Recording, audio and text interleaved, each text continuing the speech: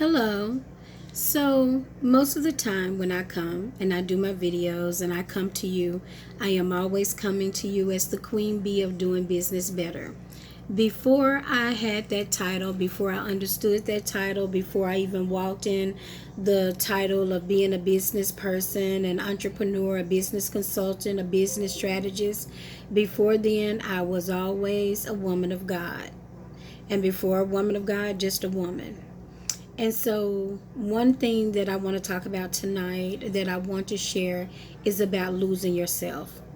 I do a blog as well, and I'll put the blog information in the comments or in the section so that you can see it. There are a couple of other videos that I have done, and I will give you that information. You know, I have a business YouTube that I upload, and I discuss a lot about business and about money. But as we talk about this particular topic, losing yourself, it has been one that I have been wrestling with for over a year, at least a year. There are some times that I get topics, I get things that God leads me to speak on. And one thing about me is that I'm very careful. There are so many people out saying so many things and saying in the name of the Lord. So if I'm going to speak about it, I have to really be careful. I have to be pushed. I just will not say any and everything and just do everything. It is it's just very important to me because you never know who you're reaching and who you're speaking to. And I think that when you have influence, that you have to be responsible, you have to be clear, you have to be careful, and you have to make sure that as you speak, that you are really delivering everything and that you're not misrepresenting God or misleading people. So, as the topic losing yourself kept coming to me, I remember first thinking and being reminded of me in my younger years. I have always been a very opinionated person. And as a young person, I remember thinking when I would hear somebody say, "Oh, I've got to go find myself." I remember how much I would make fun of it, how much I would say, "Oh, that is so stupid," because I didn't understand it. Fast forward, I went through a very difficult time in my life. It was a breakup. I mean, when I say difficult time, I can laugh at it now because that's relative. What's difficult now is something I laugh about. What was difficult then, I'm sorry, is something I laugh about now. I called it a difficult time in my life, but it's a regular thing. Everybody has that first love and you lose it or you break up and you don't know what you're going to do. That was me. Um that's not unusual. I think the part that was so detrimental to me was just thinking how charmed I was and how everything was supposed to fall into place. That's the way I had been spoken over all of my life. That's what I knew. That's what I was comfortable with. That's what I believed. Nothing wrong with that. I have always believed that things are supposed to work out for me, and that's a good thing. The bad part was that I was not always responsible enough to make sure that things worked out. Because I believed it, it was as if I felt like I didn't have any responsibility to contribute to things working out. You see where I'm going? So, when I first started hearing and thinking about losing yourself, I remember thinking about how when I look back at the younger Kim, she was so confident. She was almost confident to a place of ignorance in a sense. I can't remember feeling insecure. I can't remember thinking, "Oh my gosh, it's not going to work." I cannot remember having anxiety or thinking about who's not going to like me, who is, and this. I didn't think about those things. My parents did very well of teaching me who I was, instilling in me the excellence, and telling me that I had it, and I believed it. Now, my problem where I was very naive was in the same way of dealing with other people. And later on, that would go on to be a very important part of my life for years to come. It would take me years and different scenarios and different things before I learned to first identify people, to see through, before I learned that their insecurities were not my fault, that I could not save everybody and it was not my responsibility. So it would take years before I figured those things out. But the foundation of who I was had been laid. And because I had a foundation, I had somewhere to go. Let me back up a little bit. In this day and age where we have social media, we have so much access. We have access to so many things so quickly. We have access to images and influence and people and even celebrities. You know, when I grew up, celebrities were way off. And if you were going to contact, you had to write a letter. You had to be committed to it. I would be excited on TV, but to sit down and write the letter and then to go get the stamp and remember to go to the post office, it was like, oh, that's okay. Now you have DMs and you have Twitter and you have Instagram and you have TikTok and you have what's the other one that I'm not, Snapchat. And you, so different people, you have access to so many people, so much information and so many images. And so now we're able to look at people and we're able to see people, and we're creating a generation who long before they really know who they are imitating and creating and doing things that they see others do that they like, even if they don't like it, to get the attention, to get the attention of other people, to get the likes, to get, notice and the subscribers. Then they're doing things just to do it. And long before you really figure out who you are, you've created this illusion of who you could be. And so now, because we have a barrier of social media, now don't get me wrong, social media is great. And if we understand life and if we understand progress, everything has a yin and a yang. There's going to be good and bad in everything.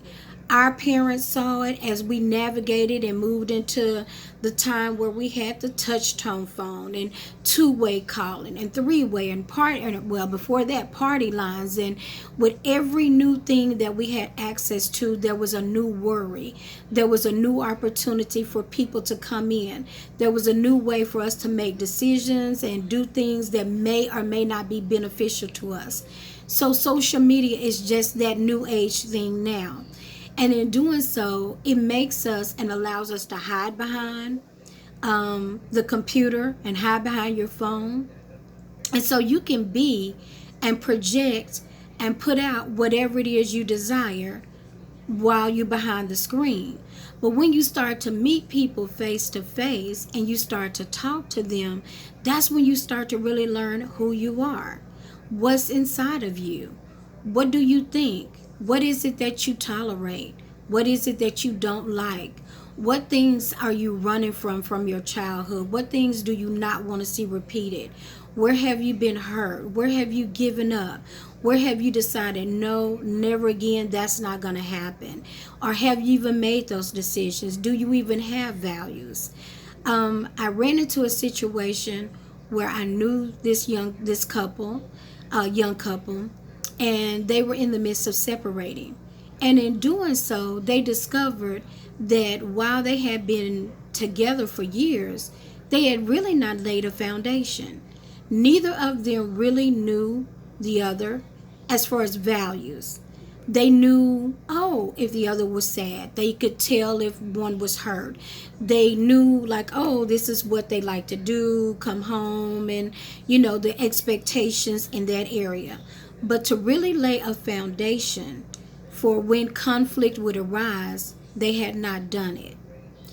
In the separation of the couple, one discovered that while they both came into the marriage not knowing themselves, one kind of took, the reins and started out very rocky and grew to know who that person was. The other one had not so much. They were so busy focusing on making sure everything was right financially and getting to certain points that they had never taken time for themselves. And as they began to evaluate, that particular partner had never had that opportunity in their entire life.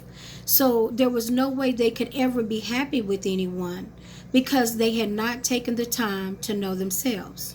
So I did not go into which was which because at the beginning, like I said, I'm learning a lot about this topic that God has led me to discuss. In the beginning, when you hear losing yourself, you automatically think women, that we lose ourselves in relationships. But men lose themselves too. There are so many things out here. There are so many. We have a huge gap that we have to fill. You have the people that grew up in the day like my dad, where men did not talk about their feelings. They did not come to grip with how they felt.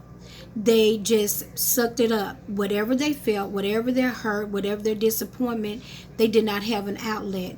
And if you express your outlet, then you were considered to be weak or to be, not a man. So they pretended. They pretended in a lot of ways, and they just fumbled their way through. Now you have a group of men, you have a different age, a different time, where men can pretty much do and act and say whatever they want. You see men that dress a little more risky. They embrace things a little differently. They will, you would never see a man back in my father's day getting a manicure, pedicure without being called some names or labels. Now, if you do that, you're politically incorrect. And so men, take better care and they do things a little different. In between that generation and where we are now, there's a lot of different gaps and a lot of different holes. And men are fighting to figure out, what is a man? Is this manly? What am I supposed to know? The roles are changing. It used to be where, okay, I knew I had to bring home the bacon, I had to do everything. Now women are just as equally forceful in the workforce.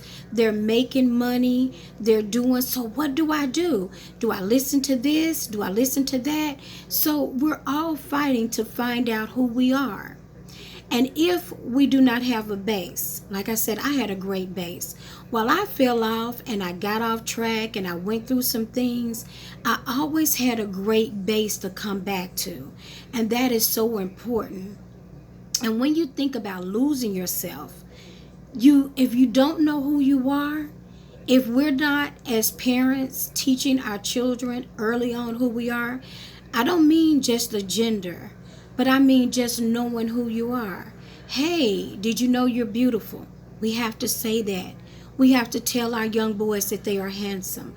We have to let them know that you look great. We have to educate them on so many things. We have to tell them, if you are a man or woman of color, you have to tell them that sometimes people are going to talk about your color, but that's not true. There are stereotypes people want you to fall into, but that's not true. When I actually kept thinking about, God, I'm so grateful for what you've done and the parents that you gave me and how they instill values in me. And I feel exhausted because now I don't know, it seems so easy. It did not seem like my parents had a hard time teaching me those things. I don't remember them, I don't know, thinking about it, but I find myself, I am writing down things constantly. When I'm away from my children, I'm thinking about things that I need to tell them. As young men, I have 2 young men. They are not saggers. They love all types of music, so it's not like they're just, how every young guys, I'm about my music, I'm into rap. Nothing wrong with that if you really have a dream and if you're really pushing it, but come on, everybody can't do it. Everybody cannot do the same thing. They're different. And one of the things that they find themselves dealing with is, mom, if I'm not disrespectful to the woman or young lady, she's overlooking me or she's asking me if I'm gay. If I'm not doing a certain thing or I don't wear a certain thing or because I'm not thugged out or I speak correct English, then I'm not the one that they're looking to. So in our superficial society, it is so easy for us to lose ourselves. And it's not just young people. There are older people now that we're out here and we have lost ourselves. We've lost our way. Remember, I told you I've fallen off several times throughout my life. And I don't know if I'll fall off again. I thank God for allowing me to know when I've fallen off, to be able to admit when I've fallen off, to be able to admit when I have fallen, to be able to have someone to check me, to correct me, to be able to say, hey, what about this? To keep me grounded. My parents did that my entire life.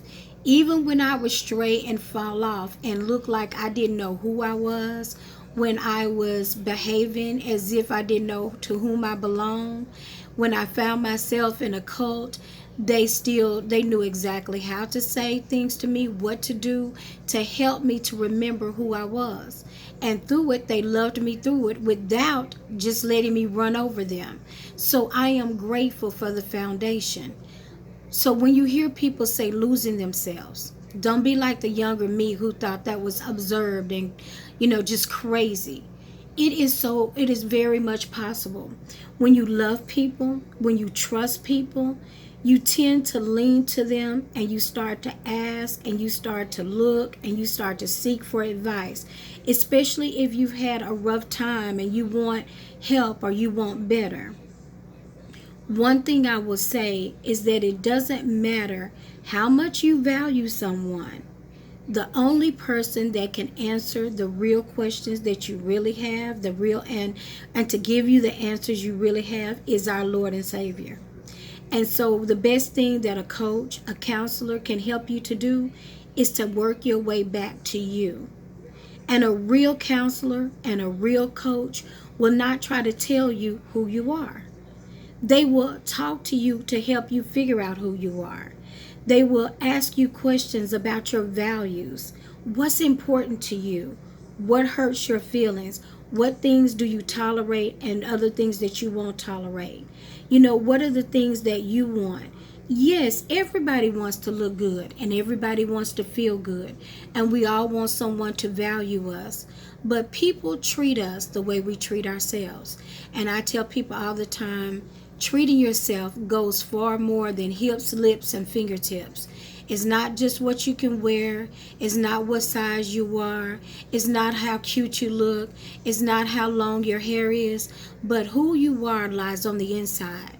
What do people get when they get you? I know for me, I am loyal. I've been loyal to a fault. My dad taught me early, and he used to correct me so much about being too loyal to too many people too quick. I can remember that I would hear people say, oh, in my life, I've only had 2 or 3 really, really good friends. And I remember being very young thinking, oh my gosh, what's wrong with them? I have a lot of friends, because I was still in the ignorant phase of not really knowing what constituted being a friend. But life taught me. Now, I can't get into everything today about losing yourself. I will be writing in my blog some of the things, and I will be sharing again.